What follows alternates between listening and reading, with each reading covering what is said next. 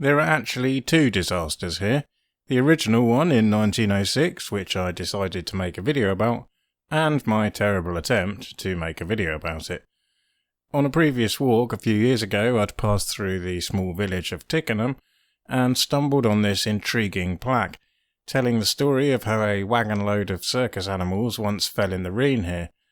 To be honest, there really isn't any more material behind this story with which to build a substantial video, but having seen an opportunity to make a video entitled The Tickenham Monkey Bridge Rhine Disaster, I wasn't going to let a little thing like a lack of actual content stand in my way.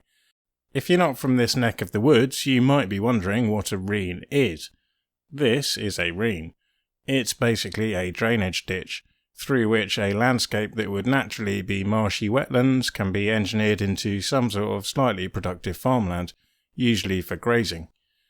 When I saw them on maps, I always thought it was pronounced Rhine, but researching this video I discovered it should apparently be Rhine, which disappointed me because now I can't show you this photo I took a few years ago of fog on the Rhine. Anyway, the thing I discovered when filming this video is that if you're stupid enough to go walking across Rhine-drained former wetland after a spell of fairly rainy weather, you'll find it's not so much former wetland as wetland, as you can see here. I planned to walk to the Monkey Bridge, not wade. Also, the National Grid had helpfully blocked off the footpath I was trying to follow to install the new Hinckley connection, a project which I would normally find very interesting, but in these exact circumstances just found very annoying. And the strong wind yowling across the levels wobbled my tripod, rendering all my footage so shaky I would ordinarily throw it in the bin and just come back another day. But I was in no mood to come back another day, so let's just get on and film this stupid plaque and get home and... oh, there's no plaque. There's no plaque. Are you serious? For whatever reason, the plaque and the whole chunk of wall it used to be mounted on have both vanished since I was last here. It's not like that plaque was even going to be cinematic dynamite if we're honest, but as footage goes it was all I had. Somebody has helpfully pinned up a photocopy of a printout of a photo of the plaque, but that doesn't really come across on camera at all. Oh, also this whole story is about a monkey bridge, but there isn't really any bridge to film because the Rhine it used to cross doesn't exist anymore. So what can I tell you about this story that the plaque doesn't convey without any decent footage to illustrate?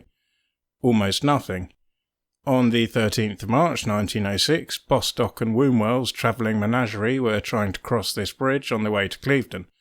In the 19th century and early 20th, travelling menageries of exotic animals were a big deal, with huge public interest, and Bostock and Wombwell's was arguably the biggest deal amongst them.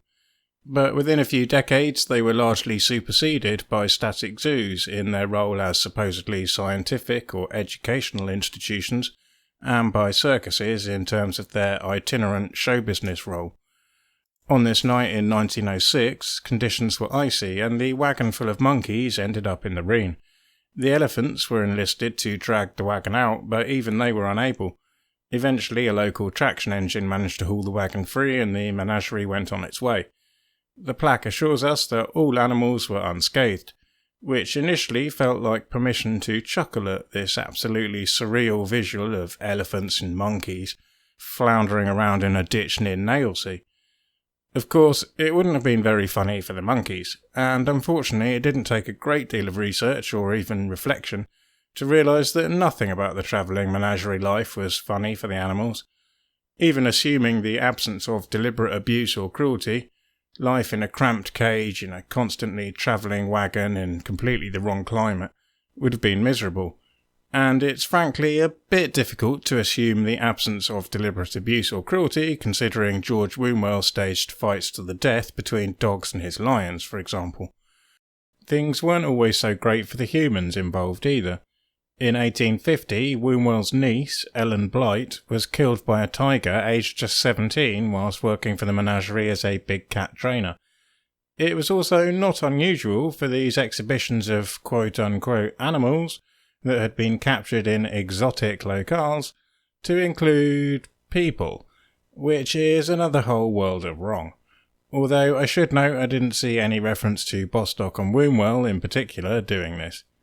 So what was supposed to be a nice light-hearted little video ended up being thoroughly depressing, which is a terrible note on which to end the video, but I ran out of decent footage about 4 minutes ago.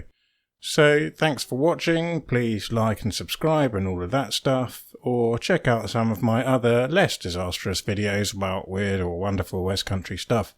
Cheers!